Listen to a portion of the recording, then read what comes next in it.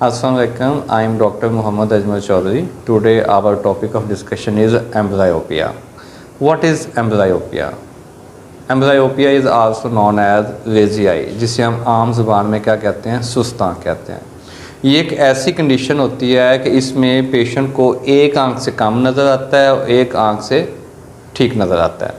इसको हम क्या कहते हैं, लेजी आई या एम्ब्लायोपिया। इसके भी हम डेफिनेशन डिस्कस कर लेते हैं। डेफिनेशन हम इसके ऐसे स्टार्ट करेंगे कि विजुअल डेप्रीवेशन ऑफ वन और both I in the absence of any pathology of the visual pathway. That means कि आपका विजुअल पाथवे टोटल इंटैक्ट है, उसकी किसी किस्म की कोई पैथोलॉजी नहीं है। आफ्टर फुल रिफ्रैक्टिव करेक्शन भी अगर आपकी एक आंख या दोनों आंखों में विजुअल एक्यूटी कम होती है तो उसे हम क्या कहते हैं, लेजी आई कहते हैं या एम्ब्लायोपिया कहते हैं। जो मल्टीपल फैक्टर्स हैं जिसकी वजह से आंख लेजी हो जाती है। तो आइए हम आज जो है वो इसकी पहले इटियोलॉजी डिस्कस करते हैं कि वो कौन कौन से फैक्टर्स हैं जिनकी वजह से आंख सुस्त हो जाती है।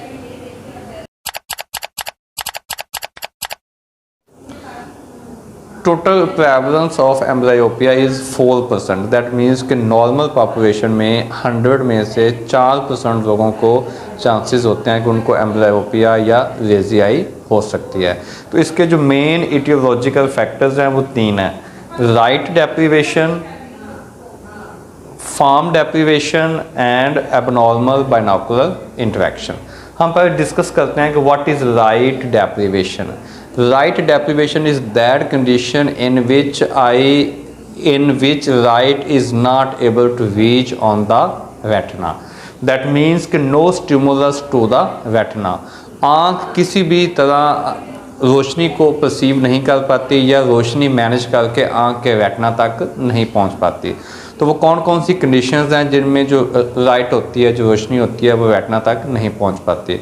जो पहली कंडीशन है स्ट्रॉन्ग, वो है congenital cataract. In the presence of congenital cataract light is not able to reach on the retina. जो सेकंड कंडीशन है वो है टोसिस। जब टोसिस होगी, अपर आईलिड ड्रूप होगी, तो वो क्या करेगी कि पेशेंट के कॉर्निया को कवर कर लेगी। उसका जो विजुअल एक्सिस है वो क्या हो जाएगा, ऑब्सक्योर्ड हो जाएगा। तो जो रोशनी है वो आँख के रेटिना तक नहीं जाएगी। जो सेकंड इटियोलॉजिकल फैक्टर है वो है फार्म डेप्रीवेशन। फार्म का मतलब ये होता है कि you are not able to perceive the clear images. तो जो आपको इमेजेस मिलेंगे वो क्या मिलेंगे, डीफोकस्ड इमेजेस मिलेंगे, आउट ऑफ फोकस इमेजेस मिलेंगे। ये कंडीशन बेसिकली तब होती है जब अनकोरेक्टेड रिफ्रैक्टिव एरर होते हैं, बेशक वो मायोपिया हो, एनाइसोमेट्रोपिया हो या अस्टिग्मेटिज्म हो। जब अनकोरेक्टेड रिफ्रैक्टिव एरर होते हैं तो जो इमेजेस आई परसीव करती है वो क्या होते हैं, आउट ऑफ फोकस होते हैं या डी फोकस होते हैं। They are not able to stimulate the fovea and corresponding retinal points. तो फिर क्या होता है कि वो इससे सुप्रेस हो जाते हैं। ये जो सुप्रेशन होती है ये बेसिकली कॉर्टिकल लेवल तक जाती है। जो थर्ड है वो हमारे पास है एबनॉर्मल बाइनोकुलर इंटरेक्शन। एबनॉर्मल से पहले हम डिस्कस कर लेते हैं कि what is normal binocular interaction. Normal binocular interaction में ये होता है कि when the fovea of the one I correspond with fovea of the other I. Temporal retinal area जो है वो कोरस्पॉन्ड करता है नेज़र के साथ और नेज़र करेगा टेम्पोरल के साथ। ये होती है नॉर्मल कोऑर्डिनेशन। जब due to some other reason जब ये जो कोऑर्डिनेशन नॉर्मल है ये ब्रेक हो जाती है, ठीक है, तो क्या होता है कि बेसिकली नॉन फ्यूजिबल इमेजेस जब प्रेजेंट होंगे रेटिना पे तो क्या हो जाएगी, एबनॉर्मल रेटिनल कोरस्पॉन्डेंस। ये एबनॉर्मैलिटी बेसिकली तब कब आती है, ये एबनॉर्मैलिटी तब आएगी जब पेशेंट को स्क्विंट हो जाएगा। एक आंख स्ट्रेट है और दूसरी आंख डेविएट हो गई है, तो एक आंख सीधा देख रही है, एक आंख टेढ़ा देख रही है। तो जो दोनों की इमेजेस हैं बेसिकली वो क्या होंगे, फ्यूज नहीं होंगे। तो जो नॉन फ्यूजिबल इमेजेस हैं that's will lead to suppression of the deviated eye. Classification of amblyopia. Amblyopia is basically classified into 6 types. Strabismic amblyopia, stimulus deprivation amblyopia, and isometropic amblyopia, meridional amblyopia, emmetropic amblyopia and occlusion amblyopia. पहले हमने इसकी etiology discuss की थी। Etiology में basically मैं दोबारा फिर बता देता हूँ कि 3 चीज़ें हैं, जिसमें एबनॉर्मल बाइनोकुलर इंटरेक्शन है, फॉर्म डेप्रिवेशन है और लाइट डेप्रिवेशन है। इस 3 इटियोलॉजी की बेस पे हम आगे फिर एम्ब्लायोपिया को क्लासीफाई करते हैं। सबसे पहले हम डिस्कस करते हैं इसकी जो फर्स्ट टाइप है वो है stimulus deprivation amblyopia. Is that type of amblyopia in which light is not able to reach on the retina of the eye. तो वो जो कंडीशंस हैं वो कॉन्जेनिटल टोसिस हो सकती है, जिसमें जो अपर आईलिड होती है बेसिकली आपके जो कॉर्निया होता है उसको ब्लॉक कर देती है, तो आपका जो विजुअल एक्सिस होता है वो ऑब्सक्योर हो जाता है। जो सेकंड है वो है कॉन्जेनिटल कैटरेक्ट। तो पेशेंट को बेसिकली कॉन्जेनिटल कैटरेक्ट होता है तो फिर भी जो लाइट होती है वो आँख के रेटिना तक नहीं पहुँच पाती, तो रेटिना का जो उतना पोर्शन होता है वो स्टिमुलेट नहीं होता। स्टिमुलेशन जब डेप्रिवेशन होती है तो डेप्रिवेशन होने की वजह से सुप्रेशन होती है and suppression will lead to amblyopia. और ये सुप्रेशन इतनी डेंस होती है कि इवन ये कॉर्टिकल लेवल और लेटरल जेनिकुलेट बॉडीज़ के लेवल तक जाती है। जो सेकंड है वो है स्ट्रैबिस्मिक एम्ब्लायोपिया। स्ट्रैबिस्मिक एम्ब्लायोपिया जैसे कि नाम से पता चल रहा है, if the patient had a unilateral strabismus then he is a strong candidate of strabismic amblyopia. अगर उसका एंगल ऑफ डेविएशन 20 या 20 प्रिज्म डायोप्टर से ज़्यादा है और पेशेंट को यूनिलेटरल स्क्विंट है, तो यूनिलेटरल स्क्विंट में स्ट्रैबिस्मिक एम्ब्लायोपिया होने के मैक्सिमम चांसेस होते हैं। एक बात हमेशा याद रखें कि बाइलेटरल स्क्विंट की कोई टर्म नहीं होती। स्क्विंट या तो यूनिलेटरल होता है या ऑल्टरनेट होता है। ऑल्टरनेट का मतलब ये होता है कि you are taking a fixation of one eye while other eye is deviated, other eye take fixation and normal eye got deviated. That means कि आप एक आंख से फिक्सेशन लेते हैं तो दूसरी डेविएट हो जाती है। जब डेविएटेड आई फिक्सेशन रहती है तो जो नॉर्मल फिक्सेटिंग आई होती है वो क्या हो जाती है, डेविएट हो जाती है।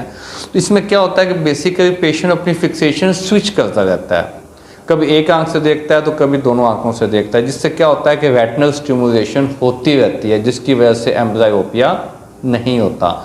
तो दोबारा रिपीट कर रहा हूँ, यूनिलेटरल जो स्ट्रैबिस्मस है, जो स्क्विंट है, वो एम्ब्लायोपिया कॉज करेगा।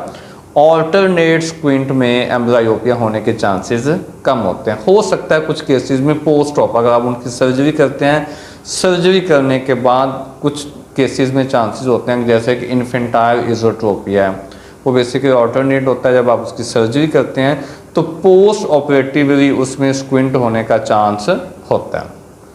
थर्ड टाइप है एन आइसोमेट्रोपिक। एन क्या होता है और आइसो क्या होता है? आइसो का मतलब होता है सेम और एन क्या होगा? Not same. एन आइसोमेट्रोपिया का मतलब ये होता है कि पेशेंट की दोनों आंखों में जो रिफ्रैक्टिव एरर है वो सेम नहीं है। There is a difference of refractive error in the both eyes. The minimum difference for creating an isometropic amblyopia is 2 to 2.5 diopter sphere that may be hypermetrope or myope। Minimum जो difference है patient की eyes में एनाइसोमेट्रोपिया cause करने के लिए वो कितना होना चाहिए? 2 या 2.5 डॉपलर स्फेयर होना चाहिए। अब ये हाइपरमेट्रोपिया भी हो सकता है या मायोपिया भी हो सकता है, तो इसे हम क्या कह सकते हैं? एन आइसो मेट्रोपिक एम्ब्लायोपिया भी कह सकते हैं या एन आइसोमायोपिक एम्ब्लायोपिया भी कह सकते हैं। सपोज मैं ही पेशेंट हूँ, मेरी एक आंख का जो नंबर है वो प्लेनो है और दूसरी का है -4। तो जो मेरी प्लेनो वाली आंख है वो बिल्कुल स्ट्रेट देखेगी, सीधा देखेगी, उसमें जो इमेजेस हैं वो क्लियर जाएंगे। और जो -4 वाली अगर हमने उसकी प्रॉपर रिफ्रैक्टिव करेक्शन नहीं की तो उसमें क्या होंगे? आउट ऑफ फोकस या डी फोकस इमेजेस जाएंगे, जो कि रेटिनल स्टिमुलेशन प्रॉपर नहीं हो पाएगी। तो क्या हो जाएगा? रेटिनल सुप्रेशन हो जाएगी and you people know suppression will lead to amblyopia. जहाँ सुप्रेशन वहाँ एम्ब्लायोपिया और जहाँ एम्ब्लायोपिया वहाँ सुप्रेशन। जो फोर्थ टाइप है वो है मेरिडोनियल एम्ब्लायोपिया। कुछ लोग इसे मेरिडियन एम्ब्लायोपिया भी कहते हैं। इसमें क्या होता है, basically difference in the stigmatic refractive correction है, अनकोरेक्टेड रिफ्रैक्टिव स्टिग्मेटिक रिफ्रैक्टिव करेक्शन है। जब दोनों आंखों में अस्टिग्मेटिज्म अनकोरेक्टेड हो और उनका डिफरेंस कितना हो, कुछ बुक्स में डिफरेंट लिखा हुआ है 1 से लेके 1.5 डॉप्टर सिलेंडर का जो डिफरेंस आ रहा है वो अनकोरेक्टेड है, तो वो एम्ब्लायोपिया कॉज कर सकता है। और फिफ्थ पे आता है एमेट्रोपिक एम्ब्लायोपिया। तो बेसिकली एमेट्रोपिक एम्ब्लायोपिया को हम बाइलेटरल एम्ब्लायोपिया भी कहते हैं। इसमें होता क्या है, basically there is a high refractive error in both eyes. High refractive error कितना होता है, वो ऐसा रिफ्रैक्टिव एरर जो 5 डायोप्टर से ज़्यादा हो, उसे हम क्या कहते हैं, हाई रिफ्रैक्टिव एरर। वो मायोपिया भी हो सकता है और हाइपरमेट्रोपिया भी हो सकता है। फिर उसमें जो रिडक्शन ऑफ विजुअल एक्यूटी है वो बाइलेटरल होगी। फिर जो दोनों आंखों की विजन है वो कम होगी। अगर सपोज मैं पेशेंट हूँ, मेरा जो है वो इस इधर भी -6 है, इधर भी -6 है और दोनों को कभी रिफ्रैक्टिव करेक्शन नहीं मिली, तो पेशेंट जब आपके पास आएगा आप उसकी विजुअल एक्यूटी लेंगे तो कितनी होगी, हो सकता है 636 हो बोथ आइज में या 660 हो। ठीक है, तो एमेट्रोपिक एम्ब्लायोपिया को हम बेसिकली क्या करते हैं, बाइलेटरल एम्ब्लायोपिया भी कहते हैं, जिसमें दोनों आंखों की विजुअल एक्यूटी रिड्यूस होती है। क्यों? क्योंकि दोनों आंखों में हाई रिफ्रैक्टिव एरर होता है, ऐसा हाई रिफ्रैक्टिव एरर जो अनकोरेक्टेड है, जिसको हमने कभी कोरेक्ट नहीं किया या पेशेंट ने कभी किसी आई के डॉक्टर को विजिट नहीं किया। जो सिक्स्थ है और लास्ट पे आती है वो आती है ओक्लूजन एम्ब्लायोपिया। ओक्लूजन एम्ब्लायोपिया को हम रिवर्स एम्ब्लायोपिया भी कहते हैं। ठीक है, जैसे कि नाम से पता चल रहा है, ओक्लूजन एम्ब्लायोपिया ऐसा एम्ब्लायोपिया जो पैच करने से होता है। सपोज पेशेंट आपके पास आया, उसको सपोज लेफ्ट आई में एम्ब्लायोपिया था, आपने उसको राइट आई की पैचिंग स्टार्ट कर दी। तो सम टाइम कुछ पेशेंट्स में ये होता है कि जब आप उसकी नॉर्मल आई की गुड आई को पैच करते हैं तो पैच करने की वजह से भी विजुअल एक्यूटी लॉस हो जाती है, विजुअल एक्यूटी रिड्यूस हो जाती है, जिसको हम क्या कहते हैं, ओक्लूजन एम्ब्लायोपिया। तो ओक्लूजन एम्ब्लायोपिया को हम क्या कहते हैं, रिवर्स भी कहते हैं, क्योंकि एम्ब्लायोपिया बेसिकली था किस में, लेफ्ट आई में, और शिफ्ट किस में हो गया, राइट आई में हो गया। क्यों हो गया, ओक्लूजन की वजह से हो गया। इसलिए जो भी हमारे पास जो एम्ब्लायोपिया के पेशेंट आते हैं, हम उनको जो पैचिंग एडवाइस करते हैं, तो पैचिंग एडवाइस करते हुए आपने एवरी 6 वीक्स नॉर्मल आई की विजुअल एक्यूटी मॉनिटर करते रहना है। क्यों? ये ना हो कि आपकी जो नॉर्मल आई है उसमें क्या हो जाए, एम्ब्लायोपिया डेवलप हो जाए।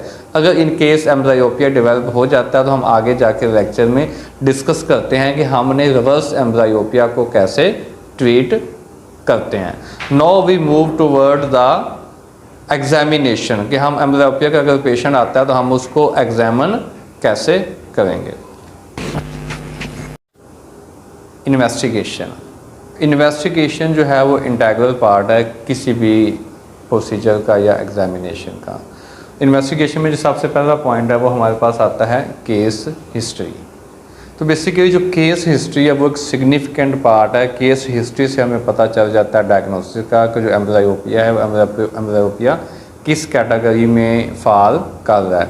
तो पेशेंट आके हमें हिस्ट्री क्या देगा या कंप्लेन क्या करेगा, वो हमें आके ये बताएगा कि मेरी एक आंख टेढ़ी होती है, या मुझे एक आंख से नज़र कम आता है, या जो मेरी एक आंख है उसकी जो अपर आईलिड है, जैसे आम पंजाबी ज़बान में छप्पर कहते हैं, वो नीचे गिरा हुआ है या ड्रूप हुआ हुआ है। या वो आके ये कंप्लेन करता है कि मेरी एक आंख छोटी है और एक आंख बड़ी है। तो ये, या वो कहता है कि एक आंख में सफ़ेदी नज़र आती है, जिसे हम कॉन्जेनिटल कैटरेक्ट करते हैं। तो ये एक मल्टीपल केस हिस्ट्रीज़ हैं जिसकी वजह से हमारा जो फर्स्ट डाउट है वो किसकी तरफ जाता है, एम्ब्लायोपिया की तरफ जाता है। हिस्ट्री लेने के बाद जो हमारा फर्स्ट स्टेप होता है एग्जामिनेशन का, वो होता है विजुअल एक्यूटी। तो एम्ब्लायोपिक पेशेंट की विजुअल एक्यूटी लेना एक बहुत बड़ी आर्ट है। कुछ एम्ब्लायोपिक पेशेंट ऐसे आते हैं कि आप उनकी विजुअल एक्यूटी लेते हो वो 6/6 होते हैं, बाद में आप काउंटर चेक करते हैं तो वो 636 होते हैं या 624 होते हैं। तो हम यही डिस्कस करेंगे विजुअल एक्यूटी के चैप्टर में कि जो एम्ब्लायोपिक पेशेंट होते हैं वो चीट कैसे करते हैं, या इसमें भी हम मोस्ट इम्पोर्टेंट डिस्कस करेंगे कि क्लॉटिंग फिनोमेना क्या होता है।